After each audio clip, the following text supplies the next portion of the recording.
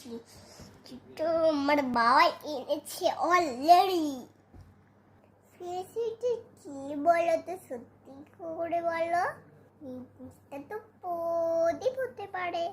এটা তো বলতে তো যে জ্বলতে চলে না, এটা জ্বলে জলে জল ঢেলে দেখাচ্ছি।